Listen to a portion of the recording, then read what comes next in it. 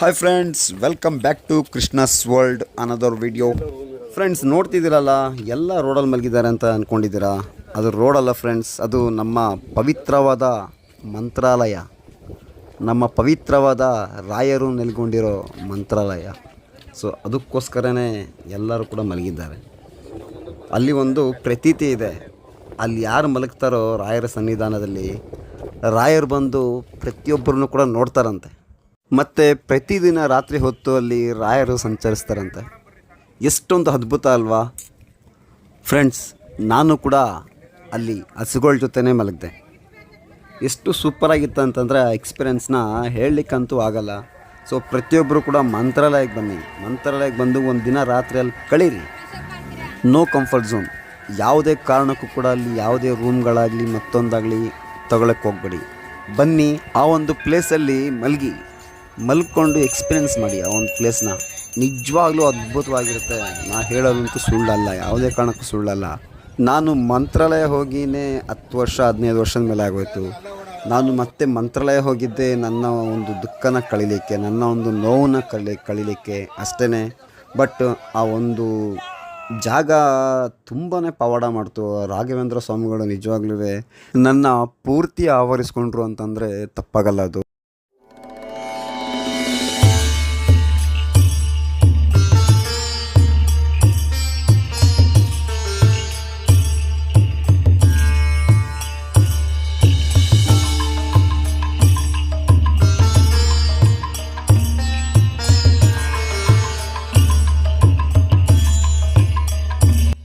S, ನೋಡಿದ್ರಲ್ಲ friends, ಒಳಗಡೆ ರಾಯರ ದರ್ಶನ ಆಯಿತು, ಮತ್ತು ಈಚೆ ರಾಯರು ಪೂಜಿಸ್ತಿದ್ದ ಬಾಲಕೃಷ್ಣನ ದರ್ಶನ ಆಯಿತು. ಈಚೆ ಬಂದ ತಕ್ಷಣ ನಾವೆಲ್ಲ ಒಂದು ಫೋಟೋ ತೊಗೊಳ್ಳೋವಂತ ಕೂತ್ಕೊಂಡ್ವಿ. ನೋಡಿ ಫ್ರೆಂಡ್ಸ್, ನಾವು ಟೋಟಲಾಗಿ ಒಂದು 24 ಜನ ಬಂದಿದ್ವಿ.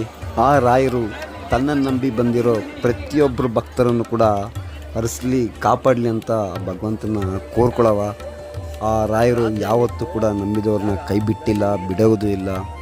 ನಾವು ಮತ್ತೆ ಅಲ್ಲಿಂದ ಒಂದು ಟ್ರಿಪ್ ಹೋಗೋಣ ಅಂತ ಹೊರಟ್ವಿ. ಟ್ರಿಪ್ ಅಂದರೆ ಜಾಲಿ ಮಾಡಲಿಕ್ಕಲ್ಲ, ಎಲ್ಲ ದೇವಸ್ಥಾನಗಳು, ಎಲ್ಲ ರಾಘವೇಂದ್ರ ಸ್ವಾಮಿಗಳು ಓಡಾಡಿದ ಒಂದು ಪುಣ್ಯವಾದ ಸ್ಥಳಗಳಂತ ಹೇಳ್ಬೋದು. ಫಸ್ಟು ಹೋಗಿದ್ದು ನಾವು ಆಂಜನೇಯ ಸ್ವಾಮಿ ದೇವಸ್ಥಾನಕ್ಕೆ.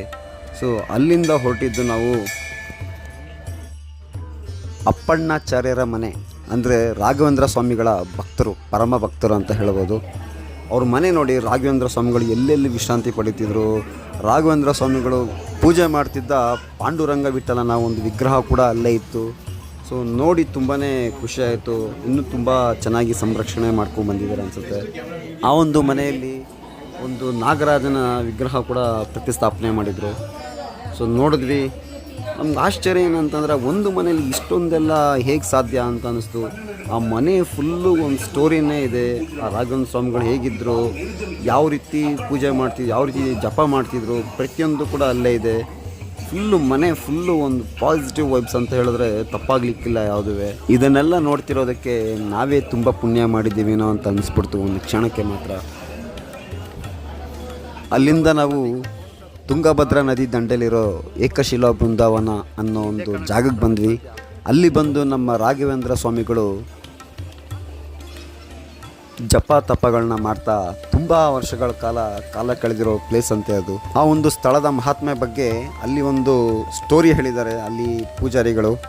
ಅದು ತುಂಬ ಲಾಂಗ್ ವಿಡಿಯೋ ಇತ್ತು, ಅದು ನೆಕ್ಸ್ಟ್ ವಿಡಿಯೋದಲ್ಲಿ ಹಾಕ್ತೀನಿ.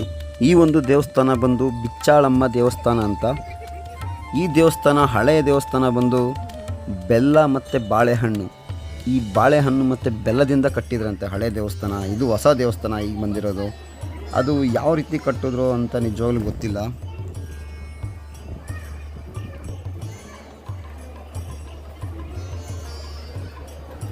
ಯಾರು ಸರ್ ಮಾಡೋಕ್ಕಾಗತ್ತೆ ಅಲ್ಲ? ಕ್ರೇನ್ ಈ ಸ್ಟಾಪ್ಗೆಲ್ಲ ತಕ್ಕಾಗತ್ತಾ?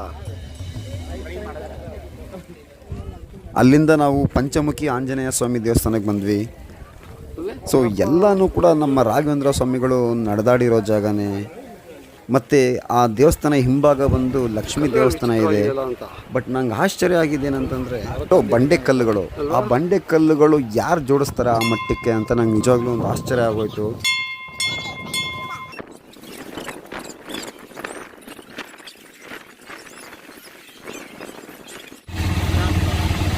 ಸರಿಯಾಗಿ ನೆನಪಿದೆ ನನಗೆ ಇದಕ್ಕೆಲ್ಲ ಕಾರಣ.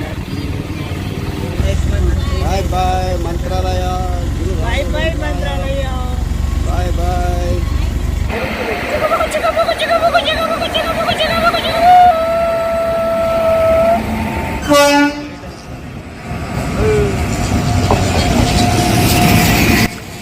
ನೋಡೋರಲ್ಲ ಫ್ರೆಂಡ್ಸ್, ಇದು ನಮ್ಮ ಜರ್ನಿ, ಮಂತ್ರಾಲಯ ಜರ್ನಿ.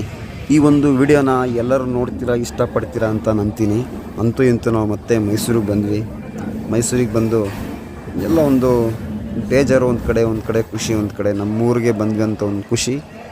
ಸೊ ಮಂತ್ರಾಲಯನ ಬಿಟ್ಟು ಬಂದ್ವಿ ಅಂತ ಒಂದು ಬೇಜಾರು, ದುಃಖ ಅಷ್ಟೇ. ಬಟ್ ಈ ಜರ್ನಿ ಮಾತ್ರ ಯಾವುದೇ ಕಾರಣಕ್ಕೂ ಕೂಡ ಮರೆಯೋಕ್ಕಾಗಲ್ಲ ಅನಿಸುತ್ತೆ. ಸೊ ಸಾಧ್ಯ ಆದರೆ ಪ್ರತಿಯೊಬ್ಬರು ಕೂಡ ಹೋಗಿ ಮಂತ್ರಾಲಯಕ್ಕೆ ಹೋಗಿ ರಾಯರ ದರ್ಶನ ಪಡೀರಿ. ಆ ದೇವಸ್ಥಾನಕ್ಕೆ ಹೋಗ್ಬೇಕಂತಂದ್ರೇ ಅದೃಷ್ಟ ಮಾಡಿರ್ಬೇಕಂತೆ. ನಮ್ಮ ಫ್ರೆಂಡ್ಸು ಈಗ ರೀಸೆಂಟಾಗಿ ಹೇಳಿದ್ರು, ನೀನು ತುಂಬ ಅದೃಷ್ಟ ಮಾಡಿದ್ದೆ ಬಿಡು ಅಂತ. ಏನೋ ಗೊತ್ತಿಲ್ಲಪ್ಪ, ಎಲ್ಲ ದೇವ್ರ ಪವಾಡ, ನಾನು ಯಾವತ್ತೂ ಎಲ್ಲೂ ಹೋಗಲ್ಲ, ದೇವ್ರು ಕರೆಸ್ಕೊಂಡಿದ್ದಾನೆ ಅಂತ ಹೇಳಿ ಈ ವಿಡಿಯೋನ ಇಲ್ಲಿಗೆ ಮುಕ್ತಾಯ ಮಾಡ್ತೀನಿ. ಸೊ ಥ್ಯಾಂಕ್ ಯು ಫ್ರೆಂಡ್ಸ್, ಎಲ್ಲರಿಗೂ ಒಳ್ಳೆಯದಾಗಲಿ. Thank you.